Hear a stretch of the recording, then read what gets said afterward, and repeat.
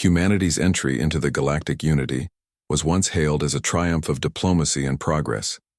As the youngest member species to join the ancient interstellar alliance, humans brought a surge of innovation, adaptability, and an unrelenting drive to excel. Within just a few decades, Terran representatives gained significant influence in science, trade, and military advisory roles. While many admired humanity's rapid rise, the elder species, the architects of the unity, viewed it with increasing suspicion and unease. The problem wasn't that humans were disruptive by nature, it was that they refused to conform. Where other species accepted tradition and hierarchy, humans questioned protocols, challenged old treaties, and frequently offered alternate solutions that undermined centuries of political balance. They formed powerful interspecies alliances, often bypassing bureaucratic layers in the unity. Worse still, Terran corporations expanded aggressively, outcompeting ancient alien conglomerates in key markets. The tipping point came when human colonies began implementing sovereign governance models outside of unity control, citing autonomy and efficiency. In a closed session on the capital world of Varellis Prime, the Galactic Council held a vote that would change the course of galactic history. Humanity was accused of destabilizing galactic harmony, refusing cultural assimilation, and engaging in expansionist behavior unbecoming of a unity member. Despite Earth's protests and the support of several younger species, the verdict was final: expulsion.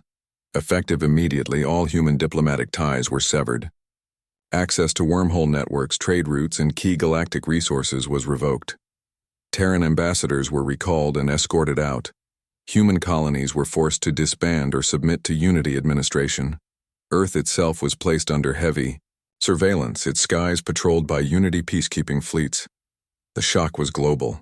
Billions watched in disbelief as unity envoys delivered the verdict via interstellar broadcast. Protests erupted across human worlds. Appeals were filed, but unanswered. Unity leaders expected humanity to fragment under the weight of isolation, to regress without the guidance of older civilizations. They expected submission. What they got was resolve. In a landmark moment, Earth's fractured governments united under the Terran Accord, a new planetary charter vowing independence and collective progress. Former enemies sat at the same table. Military leaders, scientists, industrialists, and diplomats forged a singular vision. If they would not be welcomed among the stars, they would carve out their own place within them. Humanity began to redirect its efforts inward. The global economy shifted from interstellar trade to self-sufficiency. Technological research exploded. Old barriers fell. Private and public sectors merged into a coordinated machine, focused on one purpose: preparing for the long road ahead. Every shipyard on Earth lit up. AI research, experimental propulsion, and hybrid weapon systems, once banned or heavily regulated under Unity law, were revived and pursued without restraint. The Council had cast them into the cold void. But what they had really done was awaken a sleeping storm. Banished from the galactic unity and cut off from its vast network of technology, trade, and diplomacy, humanity faced a crossroads: fade into irrelevance or forge a new destiny in the void. They chose the latter.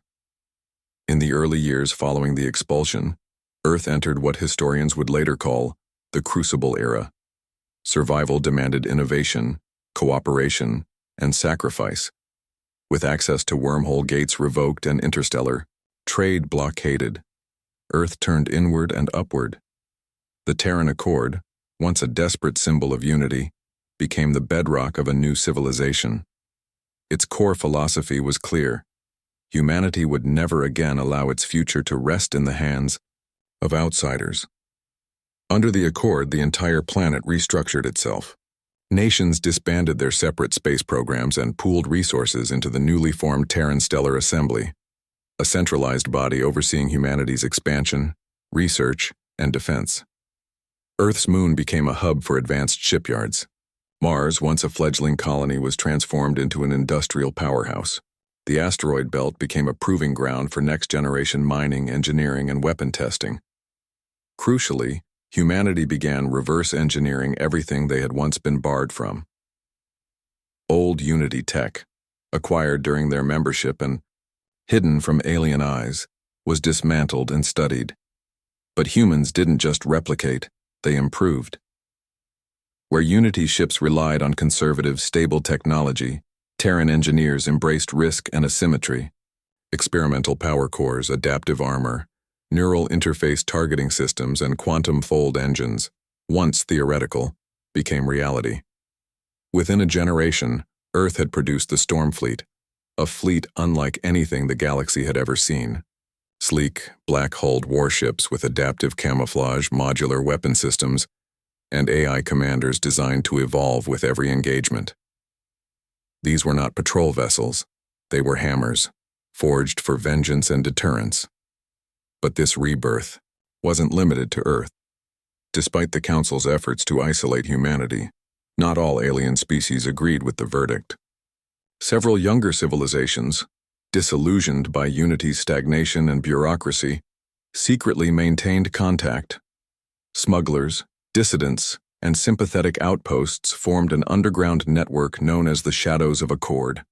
Through encrypted relays and hidden trade routes, they supplied rare minerals, intel, and technology in exchange for Terran knowledge and protection. Former human colonies, though stripped of Unity recognition, slowly rejoined under the Terran banner. Entire star systems that had been abandoned or forcibly seized were reclaimed, quietly at first, then with open defiance. Humanity didn't simply return to its old holdings. It expanded, fortifying the outer rim with new settlements, defense, platforms, and staging grounds. Culturally, humanity evolved as well. Generations raised under exile grew up with stories of betrayal and rebirth. Schools taught not just science and engineering, but strategy, diplomacy, and resilience. The Terran ethos became one of calculated strength. Never strike first, but never allow weakness to invite chains. By the end of the Forging era, Earth was no longer a wounded world recovering from shame.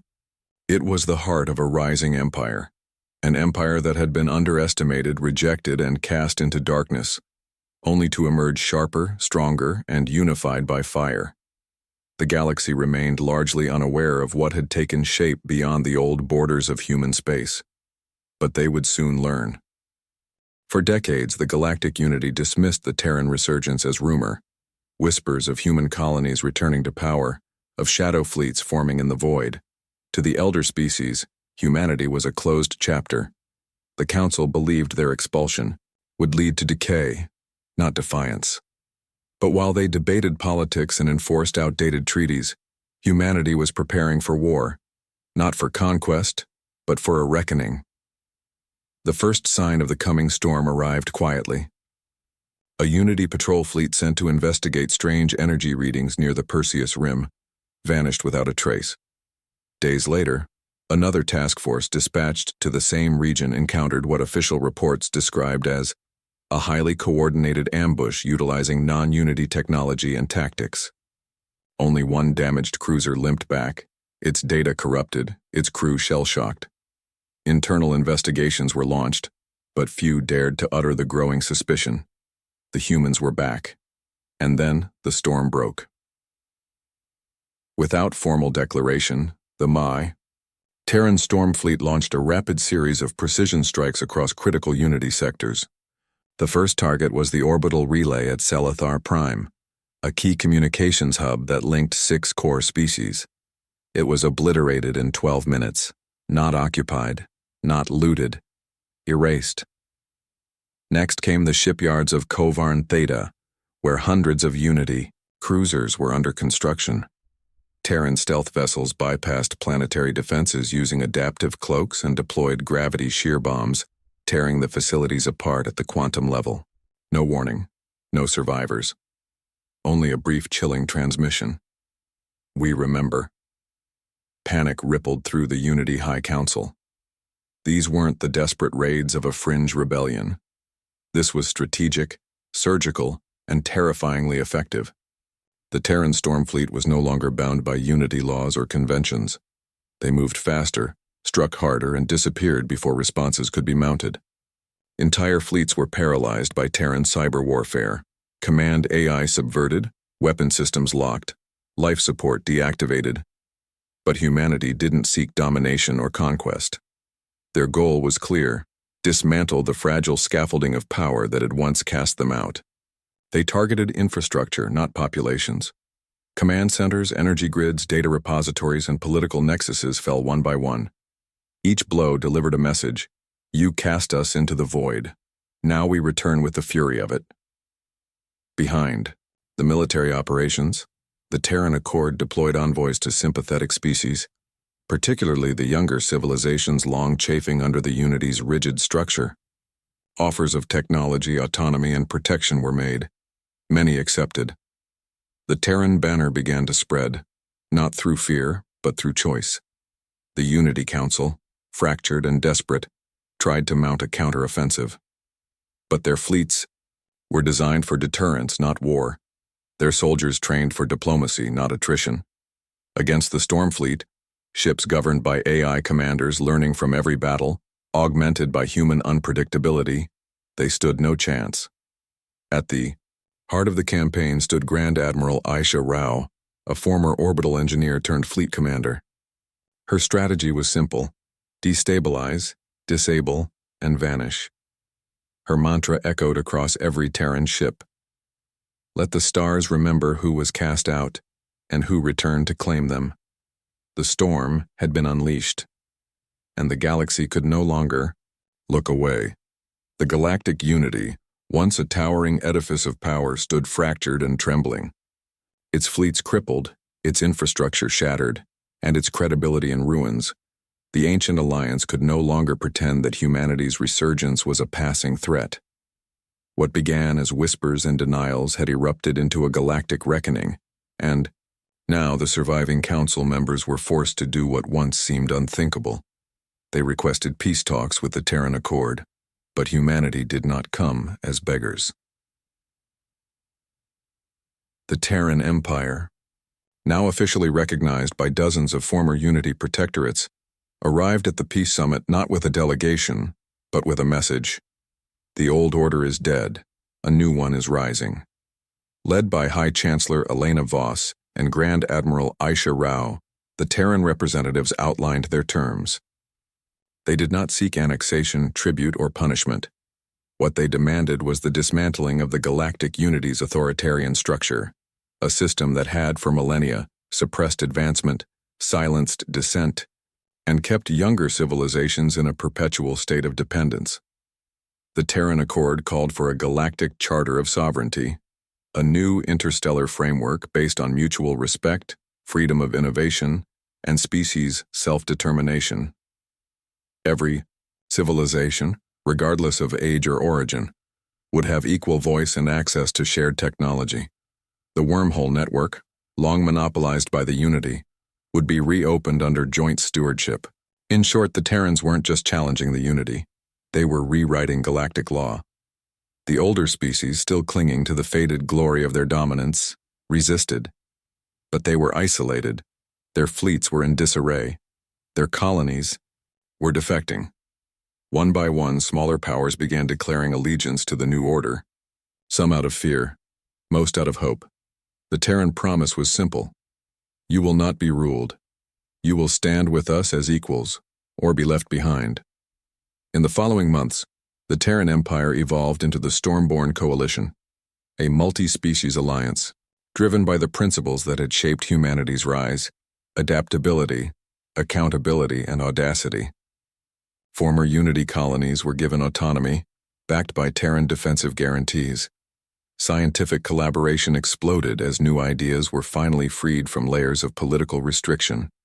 Even ancient technologies, once locked away by the Unity's control mechanisms, were shared openly.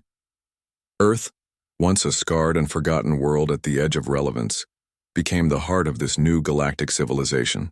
Its orbit shimmered with stations, embassies, and shipyards. The capital of the Stormborn Coalition, Nova Terran Prime, was constructed as a living symbol of what Exile had forged, a society where no species would again be silenced by fear or hierarchy. Humanity had not returned to conquer. They had returned to transform.